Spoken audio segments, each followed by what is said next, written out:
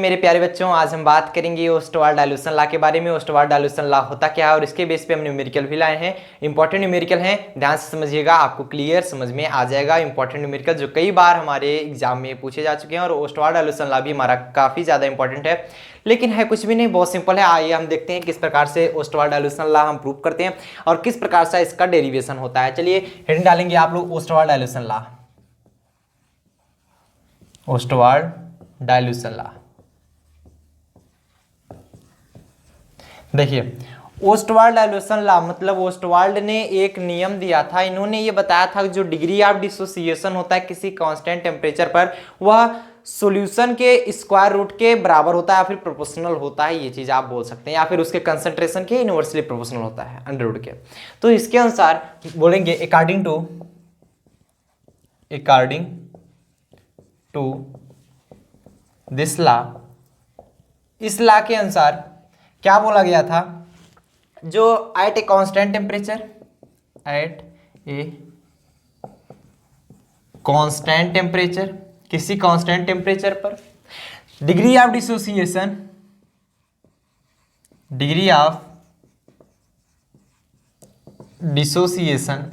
जिसे हम अल्फा से रिप्रेजेंट करते हैं, इज डायरेक्टली प्रोपोर्शनल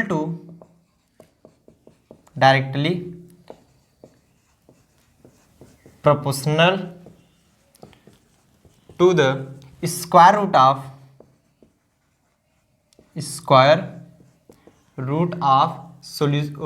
डाइल्यूशन। यहां पर डाइल्यूशन को हम v से रिप्रेजेंट करेंगे, मतलब डाइल्यूशन के ये क्या होता है, स्क्वायर रूट के डायरेक्टली प्रोपोर्शनल होता है और इसे हम v से रिप्रेजेंट करते हैं। और इनवर्सली प्रोपोर्शनल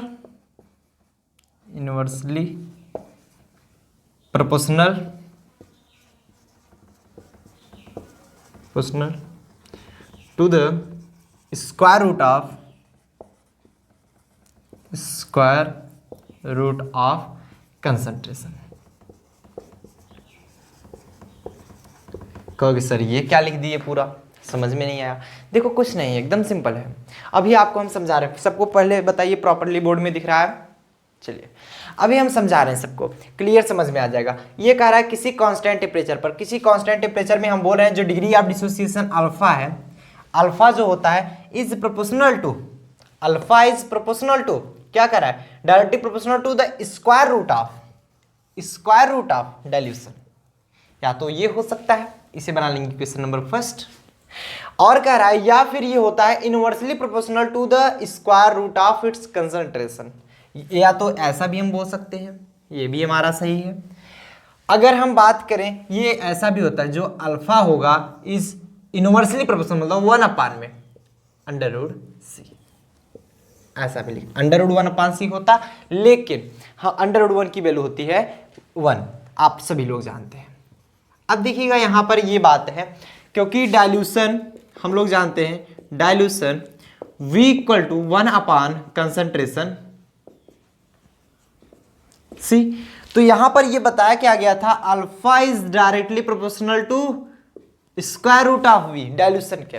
तो यहीं से हमारा निकाल है कंसंट्रेशन के रिस्पेक्ट में अगर आएगा, जैसे हमारा डाइल्यूशन के रिस्पेक्ट में आया, मान लीजिए आपको लीटर में दिया गया है, इतने लीटर इतने मिलीलीटर, तो उसके लिए हम ये वाला फार्मूला यूज करेंगे। आगे चल के हम आपको फार्मूला डिराइव कर रहे हैं, अभी आपको समझ में आ जाएगा।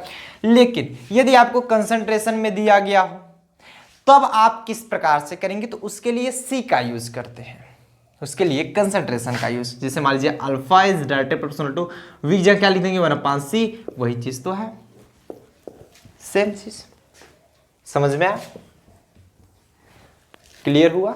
चलिए इसका हमें देखना क्या है, डेरिवेशन। इतना नोट करें सब लोग नोट करें, नोट कर लिए भैया।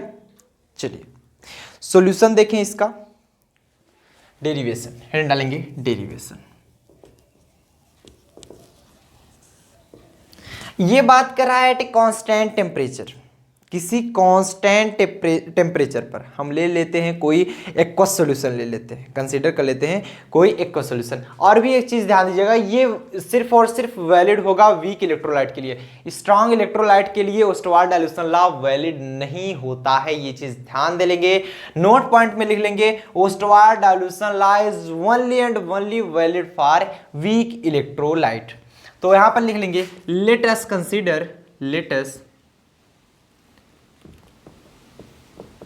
कंसीडर, माना हमने क्या, late us consider aqueous solution of weak electrolyte,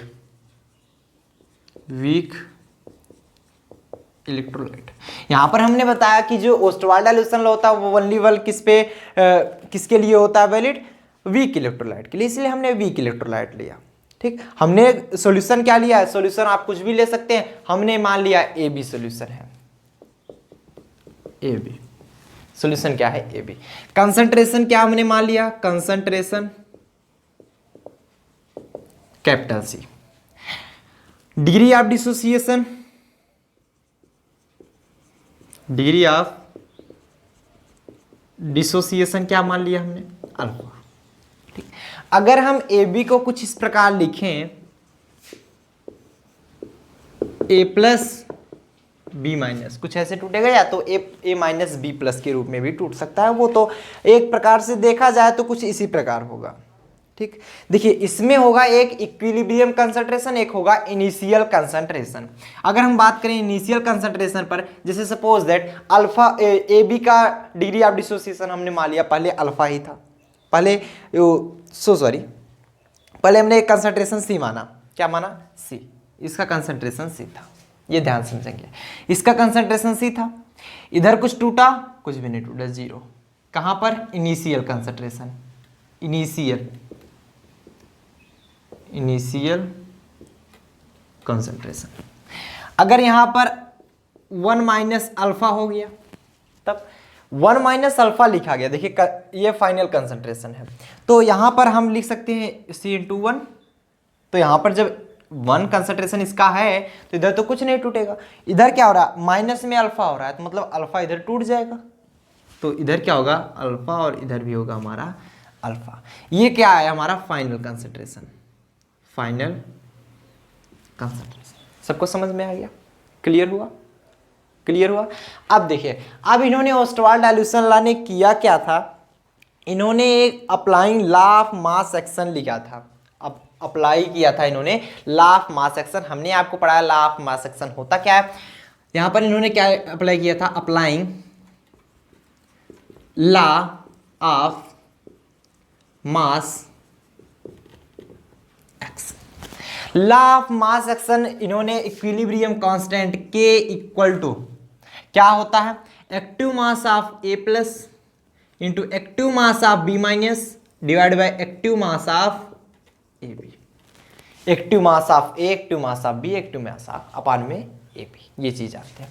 हम अगर बताएं active mass of A plus, इसका क्या होगा, कंसंट्रेशन C है सभी का, A प्लस का कंसंट्रेशन क्या आएगा, अल्फा, अल्फा टूटा है तो इसका A प्लस का कंसंट्रेशन C अल्फा आएगा मल्टीप्लाई में, B माइनस इधर भी अल्फा ही टूटा है तो कंसंट्रेशन की बात करें इधर भी C अल्फा आएगा डिवाइड बाई AB में क्या होगा, कंसंट्रेशन तो C रहेगा ही, और AB में कितना है, 1 माइनस अल्फा, 1 माइनस अल्फा। ये चीज सबको समझ में आ जाना चाहिए। इधर हम 1 माइनस अल्फा किए, जितना यहाँ पर घट रहा है उतना यहाँ पर प्राप्त होगा, उतना हमारा मिलेगा, यही सब लोग जानते हो। तो इधर A प्लस के लिए कंसंट्रेशन निकालें, अल्फा इधर मिला है C अल्फा, B माइनस के लिए निकालें ये, और AB के लिए निकालें 1 माइनस अल्फा। क्लियर हुआ सबको, सबको समझ में आया।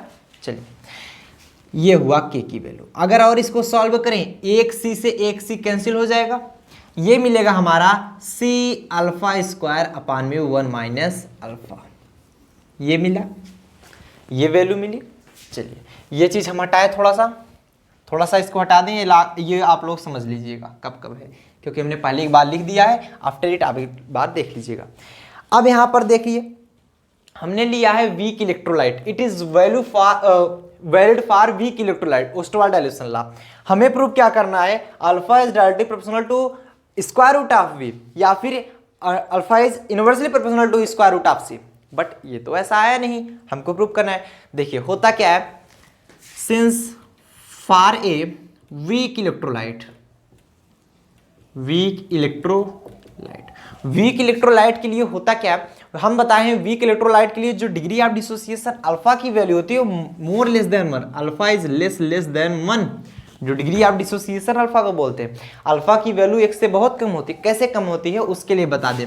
मान लो एक सॉल्यूशन है यहाँ पर, सपोज दैट वाटर का सॉल्यूशन है, इसमें हमने क्या डाल दिया, NaCl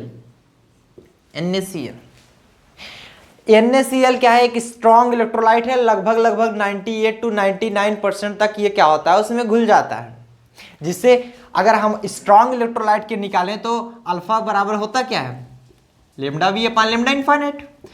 ये NaCl की मात्रा मान लिया 98% घुला, लेमडा इनफाइनाइट 100 में है, इसमें करेंगे 0.98, नियरली इक्वल टू 1, लगभग 1 के बराबर आता है। बट यहीं पर ये स्ट्रॉन्ग इलेक्ट्रोलाइट के लिए अगर यहाँ पर वीक इलेक्ट्रोलाइट ले लें, वीक इलेक्ट्रोलाइट के लिए अगर हम निकालें, मान लीजिए ये हमारा क्या है, सॉल्यूशन है किसका, वाटर का, और यहाँ पर अगर हम डाल दें एसिटिक एसिड CH3COOH, तो it is a weak electrolyte. इसका लगभग हमारा कितना परसेंट जाता है, अल्फा की वैल्यू होती है lambda V upon lambda infinite, ये लगभग 5 से 7% घुलता है उसमें, तो 5/100 इक्वल टू ये कितना आ जाएगा 0.05, which is much less than 1। तो वीक इलेक्ट्रोलाइट के लिए अल्फा की वैल्यू 1 से बहुत कम आती है, स्ट्रॉन्ग इलेक्ट्रोलाइट के लिए अल्फा की वैल्यू लगभग बराबर आती है। ये स्ट्रॉन्ग इलेक्ट्रोलाइट के लिए नहीं है। हालांकि ये चीज़ हमने देखा था पिछले वीडियो में जब हम ट्रांसपोर्ट नंबर पढ़ रहे थे, लेकिन अभी इंटरेस्टिंग पार्ट है, हम आपको बता देना चाहेंगे जो अल्फा की वैल्यू यहाँ से निकालते हैं degree of dissociation lambda V upon lambda infinite, ये करेक्टली नहीं निकाल पाता है। हालांकि निकालता है लेकिन करेक्टली नहीं। तो उसी को प्रूव करने के लिए अभी हम आगे पढ़ेंगे डेबी-अकल थ्योरी। डेबी-अकल थ्योरी ने क्या बताया था कि ये जो स्ट्रॉन्ग इलेक्ट्रोलाइट, ये वीक इलेक्ट्रोलाइट के लिए व्याख्या की थी, ये डेबी-अकल थ्योरी, उसे ऑन सागर ने क्या किया था, व्याख्या किया था, वो हम अगले वीडियो में पढ़ेंगे। तो अल्फा की वैल्यू एग्जैक्टली उन्होंने निकाला था, उन्होंने एग्जैक्टली वैल्यू निकाला था, तो उस थियरी में हम पढ़ने वाले हैं। ये चीज़ समझ में आया सबको? चलिए, तो आज का जो हमारा टॉपिक है पहले उसको देख लेते हैं। हमने इसको समझाने के लिए बताया क्यों ये कम होता है, हालांकि सब लोग जानते भी हो, कई बच्चे यहाँ पर नए जुड़े होंगे तो उनको नहीं पता होगा। अगर हम बता देना चाहेंगे, अगर आप नए हों, आई बटन में लिंक मिल रहा है प्लेलिस्ट का, पूरी प्लेलिस्ट आप एक तरफ से वीडियो देखा कीजिए, अदरवाइज आपको कम समझ में आएगा तो है ही, लेकिन कम समझ में आएगा। अल्फा की वैल्यू 1 से कम है, अल्फा की वैल्यू जब 1 से कम है तो अब देखिएगा बात यहाँ पर समझने वाली है, बहुत क्लियर ध्यान समझना। अल्फा की वैल्यू 1 से कम है, बहुत कम है। मान लो यहाँ पर जब हम दिखा दें 1 माइनस में अगर घटाएं 0.005 घटा दें, कितना अंतर आएगा? बहुत कम अंतर आएगा ना। देखो अगर घटाना भी चाहें तो सब लोग जानते हो 1 में से 0.05 ही मान लो, फिर भी 0.95 आ रहा है, 0.95 which is nearly equal to 1। तो मतलब 1 में से बहुत सूक्ष्म है अल्फा की वैल्यू। तो अल्फा को हम मान लेंगे क्या, कुछ नहीं मानेंगे, उसकी वैल्यू ही हटा देंगे, निग्लिजिबल कर देंगे। अब देखिए इंटरेस्टिंग पार्ट ये है, इसकी वैल्यू अगर हम बहुत कम रखें तो बहुत कम है, बहुत कम, ऐसा तो नहीं करेंगे अल्फा की वैल्यू यहाँ पर बहुत कम नहीं रखेंगे, क्योंकि कारण है माइनस में तो कर सकते हैं 0.95 है, लेकिन अल्फा की वैल्यू बहुत ही कम मान लो कि सी की वैल्यू मान लो सपोज दैट 10 है इंटू में, अल्फा की वैल्यू मान लो 0.5 मानो हो, 0.05 का होल स्क्वायर कर दो, ये क्या आ जाएगा 10 इंटू 0.25। अब मल्टीप्लाई कीजिए, ये क्या आ गया 2.5। तो वैल्यू चेंज हुआ, कि नहीं हुआ? इसलिए हम यहाँ पर मल्टीप्लाई में और डिवाइड में निग्लिजिबल नहीं करते हैं, जो प्लस और माइनस होता है उसकी वैल्यू हम हटा देते हैं। ठीक, तो अल्फा की वैल्यू बहुत कम है तो यहाँ से ये वैल्यू हट जाएगी, बचेगा क्या हमारा k इक्वल, तब फ्रॉम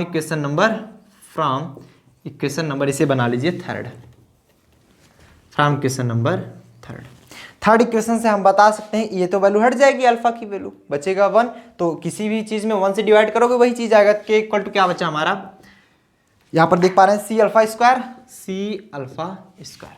हमें चाहिए अल्फा की वैल्यू, हम यहाँ से निकालेंगे अल्फा स्क्वायर इक्वल टू के अपान सी, या फिर अल्फा बराबर हम निकालेंगे यहाँ से अल्फा बराबर अंडर रूट में के अपान सी। हम जानते हैं के इज कांस्टेंट, अंडर रूट के निकालें या कोई भी के निकालें तो कांस्टेंट ही होता है। तो यहाँ पर ये प्रोपोर्शनल में चेंज हो जाता है, तो अल्फा इज प्रोपोर्शनल टू, आपको दिख रहा होगा अल्फा और प्रोपोर्शनल एक ही तरह था, अल्फा इज प्रोपोर्शनल टू, फिर तो ऐसे दिख रहा। चलिए अब अंतर समझ में आ रहा है, alpha is proportional to 1 upon C under root में, चाहे इस प्रकार लिखें या फिर 1 अपान अंडर रूट सी लिखें, एक ही बात है, क्योंकि अंडर रूट 1 की वैल्यू 1 ही आती है। हम जानते हैं 1 अपान सी को लिखते हैं v, सिंस 1 अपान सी कंसंट्रेशन का इनवर्स क्या होता है हमारा, डाइल्यूशन v, तो यहां पर क्या लिखेंगे, alpha is proportional to under root V. Proved हुआ हमारा, प्रूव्ड, जो हमको प्रूव करना था। नोट कर लीजिए हमने क्या किया, पहले तो ये वैल्यू होती है, हम जानते हैं जो अल्फा की वैल्यू होती है अंडर रूट वी की वैल्यू होती है, alpha is proportional to 1 upon under root C. अब हमने बताया डेरिवेशन इसका दिखाया, लेट अस कंसीडर वी की इलेक्ट्रोलाइट के लिए हमने क्या मान लिया, ए बी, कंसंट्रेशन हमने सी मान लिया, कुछ भी मान सकते हो, ए बी जरूरी नहीं है कि ए बी मानो, हमने इसलिए माना, आप मान सकते हो वी की इलेक्ट्रोलाइट CH3COOH के लिए। जब CH3COOH के लिए निकालोगे, जब हम क्वेश्चंस वहां पर बताएंगे तब हम वहां पर बताएंगे, ए बी जगह तब एक जगह हमारा ले लेगा CH3COO और H बी की जगह H ले लेगा, या फिर दोनों में किसी भी जगह ले ले, एक प्लस में टूटेगा एक माइनस में, एक केटायन एक एनायन, ये होगा। तो वही चीज हुआ, इसमें टूट गया। हमने यहाँ पर कंसंट्रेशन सी लिया, चूंकि यहाँ पर कुछ घट नहीं रहा था तो यहाँ पर कुछ भी हमें नहीं मिला। जब यहाँ पर कंसंट्रेशन सी था 1 माइनस अल्फा लिया, अल्फा हमने क्यों लिया, क्योंकि हमें डिग्री ऑफ डिसोसिएशन निकालना था, इसलिए हमने अल्फा लिया। तो अल्फा हमने घटाया यहाँ पर, तो जो भी चीज़ यहाँ पर घटता है वो चीज़ हमारे लास्ट में मिलती है वैल्यू, दोनों में मिलती है। जैसे 5 अगर वैल्यू इसका घुल रहा है, इसके ए बी का 5 मोल्स घुल रहे हैं, तो इसके भी 5 मोल मिलेंगे, इसके भी 5 मोल ही मिलेंगे, केटायन के भी 5 मोल्स और एनायन के भी 5 मोल्स, ये हमने प्रीवियस वीडियो में बता चुके हैं। तो applying law of mass action, law of mass action को जब हम अप्लाई करेंगे तो हम जानते हैं कांस्टेंट जो आता है हमारा k इक्वल टू क्या बचेगा, active mass of A plus into active mass of B minus divide by active mass of A B. A plus के लिए निकालेंगे, कंसंट्रेशन निकाल रहे हैं सी इंटू अल्फा मिल रहा है, इधर सी अल्फा, अल्फा ही मिला है लेकिन कंसंट्रेशन हमारा बात की जा रही है यहाँ पर सी अल्फा डिवाइड बाय, इधर क्या मिला सी इंटू 1 माइनस अल्फा। अब कुछ बच्चों के दिमाग में आ रहा है तो इधर सी मल्टीप्लाई किए, इधर सी मल्टीप्लाई किए, तो इधर काहे नहीं सी मल्टीप्लाई किए। देखिए बात समझिए पहले, इधर कंसंट्रेशन सी हमने लिख ही दिया है कंसंट्रेशन सी, बट इधर लिखा नहीं है, ऐसा नहीं है हमने सी से मल्टीप्लाई किया है। क्या किया है, इधर अल्फा है, अल्फा वैल्यू इधर मिली है हमको, ये क्या है कंसंट्रेशन निकालना था तो सी इंटू अल्फा, सी इंटू अल्फा, ये ऑलरेडी एग्जिस्ट है हमारा, सी इंटू 1 माइनस अल्फा, सी से एक सी कट गया, इधर सी बचा सी अल्फा स्क्वायर पान 1 माइनस अल्फा।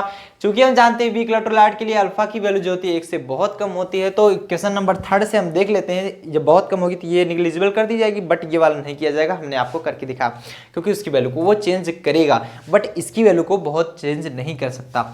तो उसकी वैल्यू को जब हम निग्लिजिबल करेंगे तो ये वैल्यू हमारी 1 बचेगी, 1 से किसी में डिवाइड करते हैं तो कुछ भी किसी भी पॉइंट कोई भी हमारा हो, जैसे मान लीजिए सी अल्फा स्क्वायर है, इसमें से अगर 1 डिवाइड कर रहे हैं हम तो कोई फर्क थोड़ी पड़ता है, कुछ भी नहीं पड़ता। तो सी अल्फा स्क्वायर, तो हमारा अगर अल्फा स्क्वायर की वैल्यू निकालेंगे तो के अपान सी मिल जाएगा। जब हमने दोनों तरफ स्क्वायर रूट ले लिए तो इधर स्क्वायर रूट, उधर स्क्वायर था तो स्क्वायर रूट हट गया। अब क्या हुआ, अल्फा की वैल्यू प्रोपोर्शनल आया, क्योंकि के हमारा एक कांस्टेंट है, हमने यहाँ पर ही बताया था कि हमारा एक कांस्टेंट है, इक्विलिब्रियम कांस्टेंट, तो यह क्या मिला under root 1 minus upon C मिल गया। हम जानते हैं 1 upon C equal to dilution V होता है, तो alpha is proportional to under root V. Note कीजिए फटाफट से, सब लोग नोट करें, नोट करें, नोट कर लिए, नोट कर लिए। चलिए हटाया जाए इसको।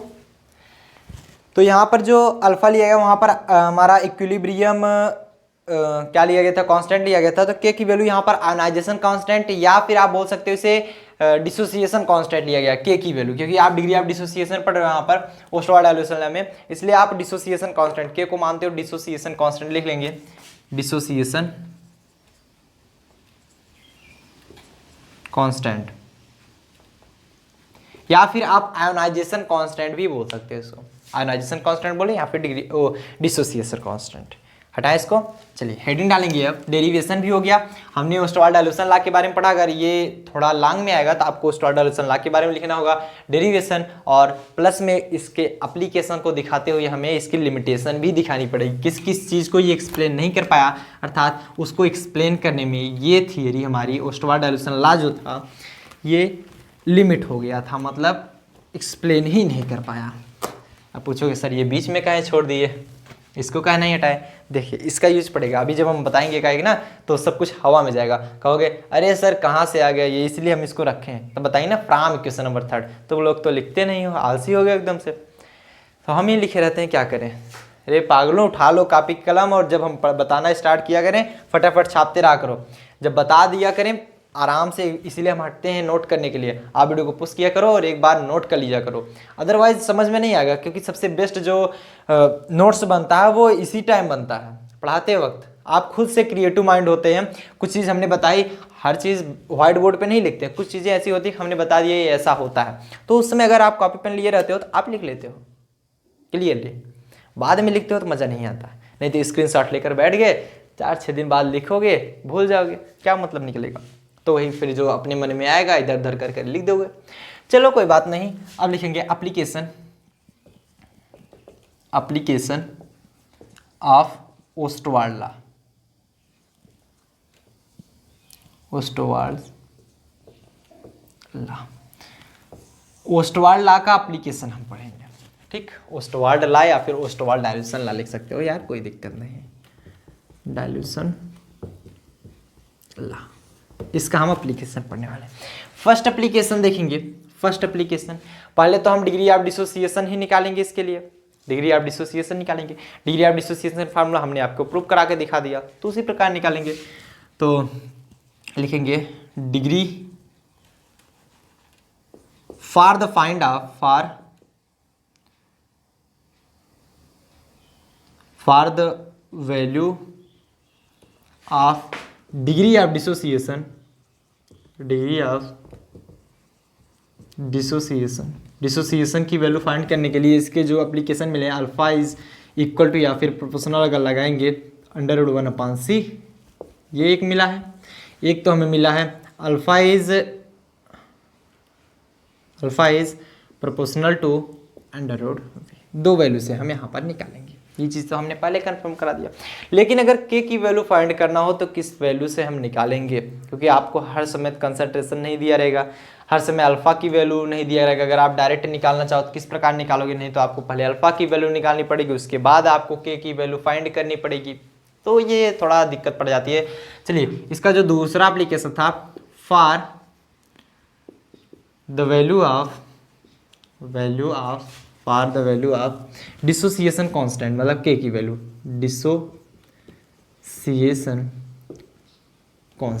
डिसोसिएशन कांस्टेंट की वैल्यू फाइंड करेंगे इसमें, ठीक। डिसोसिएशन कांस्टेंट k ले लीजिए, k इधर क्या है अल्फा, k की वैल्यू फाइंड करने के लिए हम जानते हैं, तो लिखेंगे फ्रॉम इक्वेशन थर्ड। देखो अब यूज आया ना ये वाला, इक्वेशन थर्ड के बराबर क्या मिला है हमको, c⁴ डिवाइड बाई 1 - अल्फा। देखिए आपको अगर इस प्रकार वैल्यू मिले, या फिर इसको आप इस प्रकार भी आप यहाँ पर लिख सकते हो, क्योंकि c को लिखते हो 1/v, तो हमेशा जब v में यूज होगा तो हम बार बार ये वाला नहीं बताएंगे, तो 1 - अल्फा इंटू में v, ये फार्मूला से डायरेक्ट बता देंगे। ये चीज़ आप ध्यान रखिएगा। आगे चल के कंसंट्रेशन C की वैल्यू के रिस्पेक्ट में बार बार हम ऐसा नहीं बताएंगे कि यही वाला, जब कंसंट्रेशन दिया रहेगा डायरेक्ट ये फार्मूला लगाएंगे। अगर हमारा लीटर में दिया गया या फिर वॉल्यूम दिया गया है उसका, 1/v से डाल, क्योंकि C बराबर 1/v होता है, जनरली सब लोग जानते हो। तो यहाँ पर लिखेंगे since alpha equal to λv/λ∞, λv/λ∞, ये तो होता है अल्फा इक्वल टू, ये तो हटा दें। चलिए ये सबको पता है, क्योंकि पिछली कई वीडियो में हमें आपको कराते आए हैं कि जो अल्फा की वैल्यू होती है λv/λ∞ ही होती है, सब लोग जानते हो। इसको नहीं जानते हो तो पिछली वीडियो जाकर देख लो, इसलिए कहते हैं एक तरफ से वीडियो देखा करो। अब देखिए, तो अल्फा की वैल्यू उठा कर ले जाकर इसमें रखेंगे, तब के की वैल्यू जो फाइंड होगी सी इंटू अल्फा स्क्वायर है तो lambda V upon lambda infinite का स्क्वायर होल डिवाइड बाय, यहाँ पर भी अल्फा की वैल्यू रखेंगे मतलब 1 minus lambda V upon lambda infinite. अब चलिए के की वैल्यू जब इस इधर से निकालेंगे, के क्या है, के क्या है, के को हम बोलते हैं डिसोसिएशन कांस्टेंट, ये हमेशा ध्यान रखना। इसका स्क्वायर है तो क्या बचेगा सी लेमडा वी का square divide by lambda infinite का डिवाइड स्क्वायर अपान, ये लेमडा इनफाइनाइट क्या होगा हमारा एक एलसीएम बनेगा और इधर क्या होगा lambda infinite minus lambda V, lambda एक लेमडा इनफाइनाइट से एक लेमडा इनफाइनाइट कैंसिल होगा और ये क्या बच जाएगा सी लेमडा वी का स्क्वायर डिवाइड बाई, ये क्या बचा लेमडा इनफाइनाइट तो नीचे आ ही गया, lambda infinite minus lambda V. K की वैल्यू डायरेक्ट इससे फाइंड करेंगे या फिर आप वी के रिस्पेक्ट में निकालना चाहोगे डायरेक्ट तो क्या निकालोगे लेमडा वी का square divide by lambda infinite into में lambda infinite minus lambda V into में कैपिटल वी। इस फार्मूले से भी आप फाइंड कर सकते हो। नोट कर लीजिए, फटाफट से नोट डाउन कर लीजिए, कर लिए, कर लिए 100%। चलिए हटाए इसको, अब हेडिंग डालेंगे। ये तो हो गया हमारा डेरिवेशन एप्लीकेशन, अब बचा है हमारा लिमिटेशन। क्या पढ़ेंगे लिमिटेशन, डेरिवेशन एप्लीकेशन लिमिटेशन, वाह वाह वाह। तो अब हम पढ़ेंगे क्या लिमिटेशन, हेडिंग डालेंगे लिमिटेशन। कहाँ कहाँ ये लिमिट हो गया था, limitation of Ostwald dilution law, Ostwald dilution law. Limitation क्या होती है इसकी, लिमिटेशन इसकी ये थी, दो लिमिटेशन थी, दो limitation. It's valid for only weak electrolyte, ये केवल और केवल वीक इलेक्ट्रोलाइट के लिए ही वैलिड था। इट डज नॉट, इसे लिख लेंगे, it doesn't valid for strong electrolyte, यही इसकी लिमिटेशन हो गई थी, स्ट्रॉन्ग इलेक्ट्रोलाइट। और दो एप्लीकेशन बनाने के लिए भाई तोड़ मरोड़ के बाकी चीज़ें वही आती है, मेन इसकी जो लिमिटेशन थी वो यही थी। जब ये स्ट्रॉन्ग इलेक्ट्रोलाइट के लिए वैलिड ही नहीं है तो स्ट्रॉन्ग इलेक्ट्रोलाइट का बिहेवियर कैसे दिखाएगी, इसका व्यवहार कैसे दिखाएगा कि स्ट्रॉन्ग इलेक्ट्रोलाइट का बिहेवियर क्या होता है जब उसके लिए वैलिड ही नहीं है। तो बात तो वही है। चलिए वही चीज़ एक और लिख लीजिएगा, इट डज नॉट एक्सप्लेन, मतलब ये नियम नहीं एक्सप्लेन कर पाता, it does not explain about the behavior of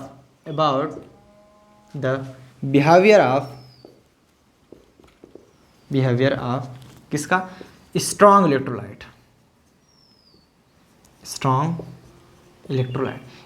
electrolyte का बिहेवियर जो था वो डेबी हकल थ्योरी एकदम बढ़िया से एक्सप्लेन की है। वो चीज़ जब हम पढ़ेंगे बढ़िया से वहाँ पर बताया गया किस प्रकार से स्ट्रॉन्ग इलेक्ट्रोलाइट के निकालेंगे। वीक इलेक्ट्रोलाइट के लिए क्लियर हो गया। असल में जो मेन मुद्दा आता है ये यही है, इसका लिमिटेशन मेन जो है यही है लिमिटेशन। लेकिन जब आप लिमिटेशन लिखोगे पेपर में, ऐसा तो है नहीं एक लिमिट लिखकर छोड़ दो, थोड़ा सा बढ़ा घटा दो, क्या चलता है चलता है। तो है यही, ये स्ट्रॉन्ग इलेक्ट्रोलाइट के लिए वैलिड नहीं था, नोट करें।